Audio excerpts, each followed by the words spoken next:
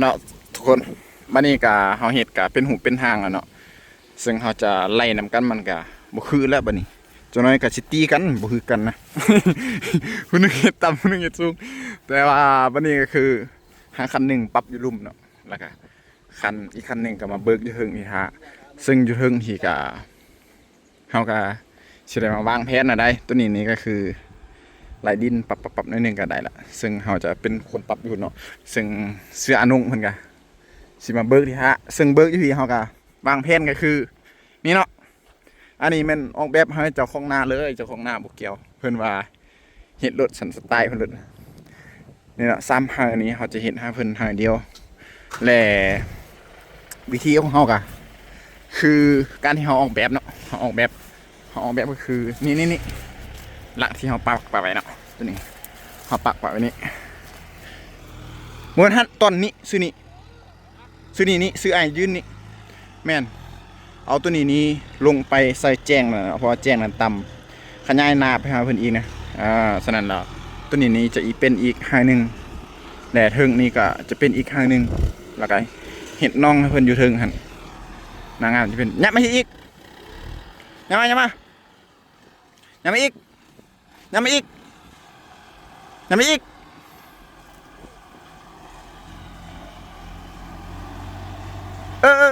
นั้นโอเค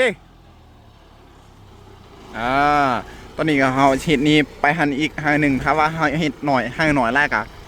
บ่ดีเนาะซึ่งว่าดินนี้เฮาอ่านก็คือถ้าว่าเอาหางนี้ลงหางนั้นเฮาลงไปห่มใส่แจงหันน่าจะโอเคน่าจะพอดีและตัวนี้ก็น่าจะเพียงผืนตัวนั้นครึ่งนึงแล้วก็บ้านนั้นก็เลือกเฮาได้ก็ขึ้นคันทางลุ่มหั่นแล้วเพราะว่าคันทางนี้เฮาก็บ่ได้เฮ็ดแล้วเนาะคันทางนั้นก็มีแต่ซากเขาหั่นเลือกเฮาได้แล้วก็จัดซะหั่น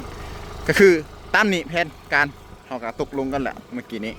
และฉะนั้นเฮาก็สิได้ลงมือซึ่งเฮาก็พูดแล้วซ้ายเฮาจัดการเราได้เฮานี่เฮาบ่เกี่ยวนำได้เสื้อนุ่งกันเด็ดซึ่งเฮากับพี่เฮานี่หน้างานมันจะเป็นดินทรายนะทุกคนไล่ก็อยากฟืดได้หน่อยนึงแต่ก็คักอยู่เวลาปัดดินอันนี้นี่10หางนะเฮามาเฮ็ดหางเดียวตัวนี้นี่ก็คือ3เบิ่ง1 2 3 4อันนี้5อันนี้1 2 3 4หางเฮามาเฮ็ดให้เพิ่นหางเดียวเนาะหน้าคันใดไล่มาใส่นี้ลายๆแล้วกันแล้วจบข่าวโอเคทุกคนนี่มันจะเป็นแบบนี้เนาะก็เริ่มอยากเก็บงานแล้วบัดนี้เฮาก็สิเป็นคันเก็บเดียวมาเบิ่งตอนที่สุริยะเก็บแล้วเนาะว่ามันจะเป็นจังไดงามบ่ฮึกใจบ่หรือว่าบ่ฮึกใจกะแบบนี้ติส้มเด้อทุกคนและแล้วสิ่งที่เฮาบ่คาดคิดทุกคนนี่แหละตัวนี้นี่แหละทุกคนที่เฮาตาเบิ่งบ่เห็นก็คือหินอยู่พื้นนี่แหละทุกคนหินอยู่พื้นดินนี่ฉะนั้นแผนการที่เฮาตั้งปะไว้ก็คือเปลี่ยนแปลงแน่นอนทุกคนคือให้ที่2ทำอิฐเฮาก็จะว่าเพียงหันเนาะฉะนั้นเฮาก็ต้องแก้ไขให้ที่2หันกว้างขึ้นเฮาต้องปาดให้ที่2ลองเบิ่งก่อนปาดเบิ่งว่ามันจะมีหินหอดใส่เนาะถ้าว่ามันบ่มีหินหอดใส่ถ้ามันบ่มีหินลึกเฮาก็ยับให้ที่2ขึ้นมาแล้วก็ให้ที่1เนาะให้ถึงสุดที่นะเฮาก็จะได้เบิกไปเบิ่งก่อนว่าหินหันมันอยู่ลึกอยู่ตื่นเพียงใดถ้าระดับหินอยู่ตื่นเฮาก็ต้องแบบเฮ็ดให้หน่อยขึ้นแล้วก็ยับให้ที่2หันขึ้นมานี่ซึ่ง98เฮาก็เฮ็ดคันคู่ปานนำเนาะเพื่อว่าเก็บนำนะฤดูฝนเนาะเก็บนำค้างไว้นะเวลาเฮาต้องการเฮาก็ปิ้งไปใส่แบบนี้แหละทุกคนแล้วให้ที่2เฮาก็ยังเฮ็ดบ่ทันแล้วเด้อทุกคนค่อยขึ้นมาให้ที่1ก่อนบัดนี้ค่อยมาขึ้นวัดระดับก่อนว่าระดับพื้นนาหั่นเนาะมันจะเจอหินน้อยลายซำใดนี่98คันนี้เพิ่นก็เสื้ออนุมันเฮ็ดจิ้มอย่างเดียวขึ้นปูอย่างเดียวเฮาก็งัดก้อนหินอย่างเดียวเฮานี่เพราะว่ามีหินอยู่เนาะถ้าว่ามีหินอยู่ลึกหรือว่าตื่นลายสิเฮาก็เฮ็ดให้หน่อยเขาเนาะหรือว่าดันดินเทิงที่มาใส่ฉะนั้นเฮาก็ต้องจับระดับก่อนจับระดับว่า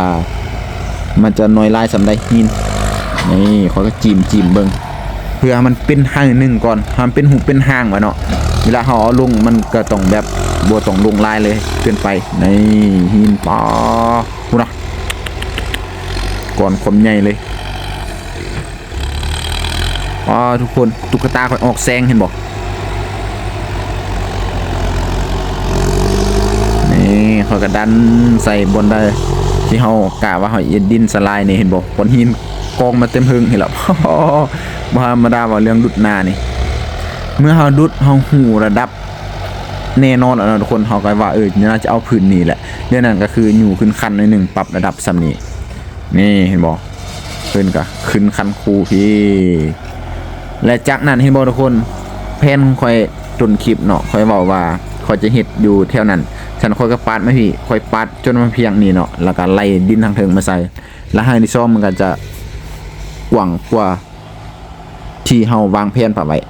นี่ก้อนหินมันลายเนาะฉะนั้นถ้าเฮาปาดลงลึกลายแห่งสิเจอก้อนหินลายถ้าเฮาก็ต้องแก้ไขให้ที่ซ่อมก่อนเฮาก็ปาดขึ้นมามันต้องได้แก้ตลอดนะทุกคนเรื่องเฮ็ดนาเนาะเฮาจะเอาตามแผนเก่าก็บ่ได้หรือว่าเจ้าของนาแบบขาดการหั่นน่ะค่อยบ่มักไอ้แห่แบบว่าเอาตรงนี้ฮอดนี้เอาหันฮอดหันจังซี่น่ะมันต้องเบิ่งตามความเป็นจริงเนาะว่าป้อเด็กน้อยกันคิดดื้อเกินมันต้องเบิ่งตามความเป็นจริงเนาะว่าแต่หันมาฮอดนี้นี่สิเฮ็ดได้บ่เนาะเพราะว่า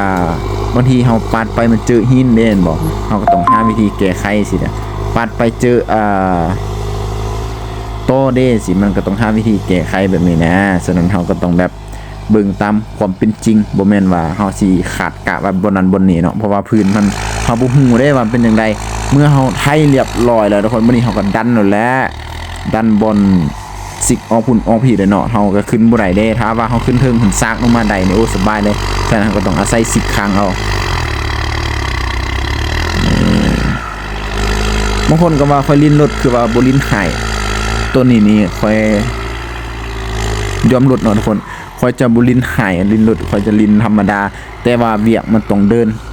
เฮาแม่นบ่แม่นว่าสิเร่งรถเอาเป็นอย่างเนาะเฮาต้องมีเทคนิคหั่นน่ะมีวิธีการเฮ็ดมันไวได้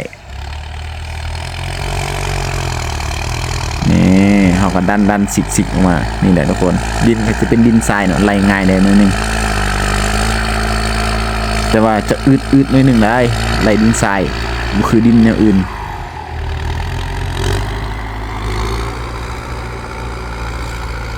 นี่ตัวนี้นี่เฮาเฮ็ด2มือเนาะอันนี้มือที่1ที่เฮาเฮ็ดก็คือบ่แล้วและมือที่2เฮากลับมาเฮ็ดเพราะว่าเฮาไปแป้งรถแป้งลาได้เนาะนี่ไล่ขึ้นมาหลายคนก็น่าจะถามเนาะว่าค่อยเบิ่งราคางานเรื่องดุดหน้านี่ค่อยเบิ่งจังได๋แล้วค่อยเอาจังได๋ตัวนี้นี่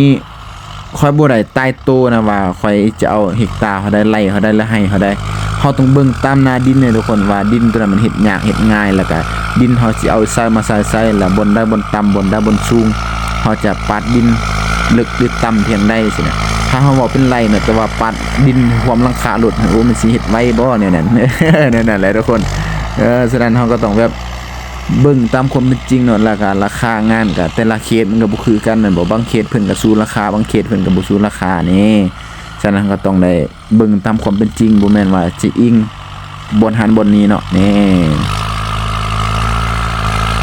เฮาก็ไล่สิกครั้งนั้นสิกครั้งนี้ออกมาสิกมาปะไว้ครึ่งนี่แหละทุกคนแล้วก็บนได้ที่มันต่ำเฮาก็อยู่ไปใส่แล้วก็จบ FC ก็ไล่ FC 3คนนี่ อ๋อตุ๊กตาค่อยออกแซงอีหลีทุกคนเห็นบ่พุ่นน่ะแซงเอียงขึ้นฟ้าน่ะปอนี่เฮาสิกครั้งนั้นมาแล้วก็สิกครั้งนี้ออกไป